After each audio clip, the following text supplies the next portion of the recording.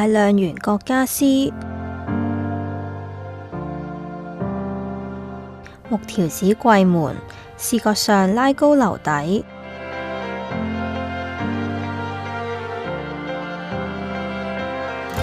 配搭多層次嘅燈飾，溫暖舒適。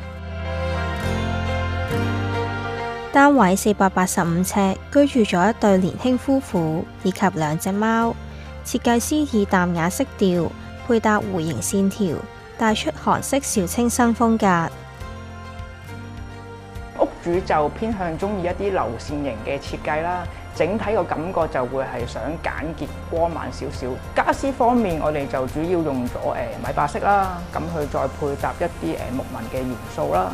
另外喺家私上面，我哋都會加咗一啲嘅金色鋼啦，佢會帶出一個輕奢嘅感覺嘅。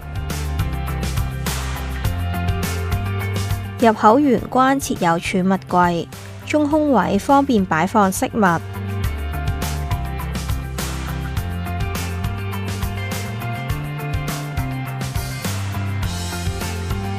弧形假天花下，走廊兩邊係廚房同浴室。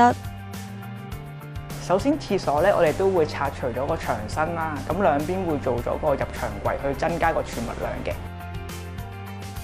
廚房改造長虹玻璃外趟門，擴大空間之餘，亦都可以引入光線到室內。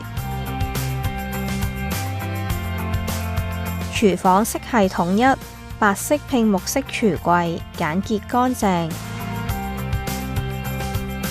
客廳方面啦，咁家私上面我哋用咗大量嘅圓角設計啦。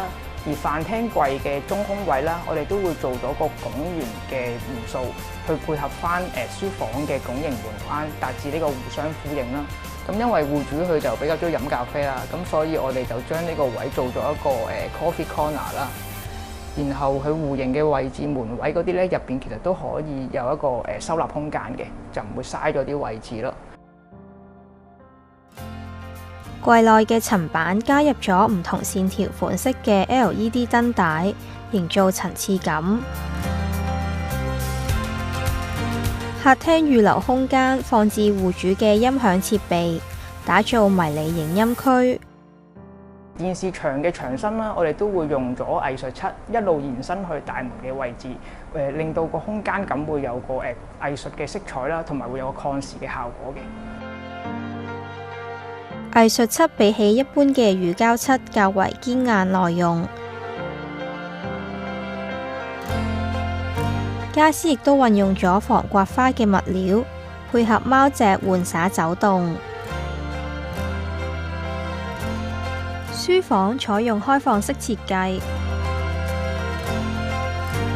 焦點嘅拱形門框，空間感十足。書房我哋就利用咗窗台啦，做咗一個大型嘅 L 型書台啦。另外個書櫃啦，因為戶主係有養貓貓啦，咁所以書櫃嗰度咧，我哋都會留空咗個位置咧，係擺貓貓嘅用品嘅。推開條子暗門，背後係主人房。睡房同樣以米白色為主，呼應客飯廳設計，配搭粉色嘅床架。